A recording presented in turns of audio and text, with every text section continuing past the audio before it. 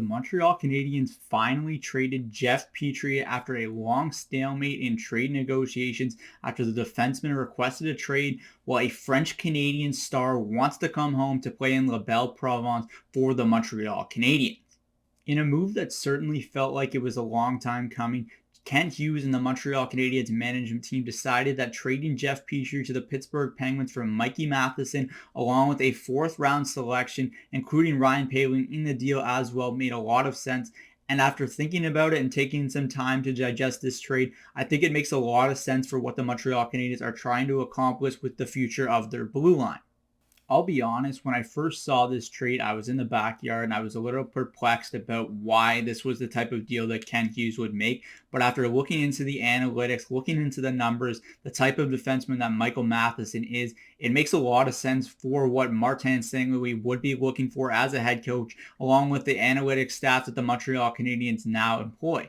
This is just a move that makes a lot of sense because Matheson is a smooth skating, puck-moving defenseman. He loves to carry the puck into the offensive zone, and it just makes a lot of sense for where this team is headed. He's only 28 years old compared to Jeff Petry, about to be 35 years old, and this is just a move that seems to be a progression of where this team looks to go in the coming seasons. You save a few dollars on the cap. You're basically saving just about $1.5 million after including Ryan Poehling in the deal, and this is just a contract that was going to be difficult to move in Jeff Petry, specifically when he made it known in the hockey world that he was looking for a trade, not because of the hockey circumstances, but because of outside world circumstances, and you can't really blame him for that. So this move is one that just makes a lot of sense for what the Montreal Canadiens are trying to do right now. Now let's move on to something that you don't exactly get a lot as a Montreal Canadiens fan in the current climate, and that's a French Canadian star wanting to come home to play for the Montreal Canadiens. Pierre-Luc Dubois and his agent Pat Brisson have made it fairly clear that his client wants to come home and play for the Montreal Canadiens, whether that's now in a trade or in 2 years as an unrestricted free agent. And the Montreal Canadiens should be glad to welcome this big centerman that is able to produce at a high rate in the NHL to their team.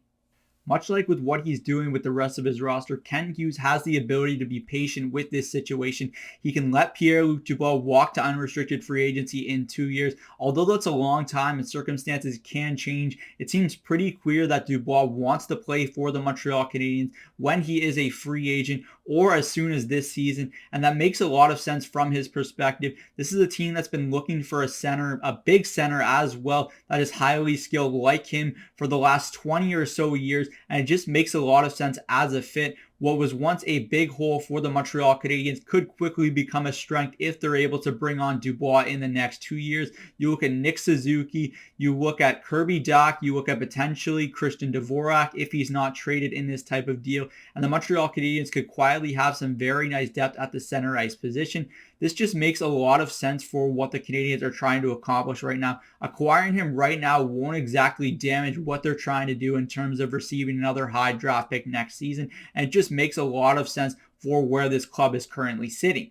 It makes sense that Winnipeg Jets general manager Kevin Cheveldayoff would ask for a lot in return, but Kent Hughes has the luxury here to wait and not give up any big assets in order to return this type of player. So if the Montreal Canadiens have to go above a price of, say, Christian Dvorak, Josh Anderson, and say some type of draft picks that don't include the Montreal Canadiens first round pick next year, then it doesn't really make a lot of sense for the Habs to move on this trade right now, and they can be patient and wait until he's an unrestricted free agent in 2 seasons.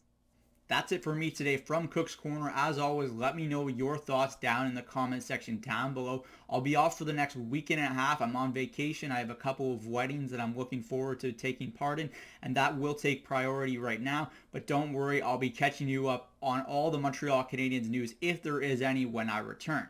I'm Zach Cook. We'll see you later.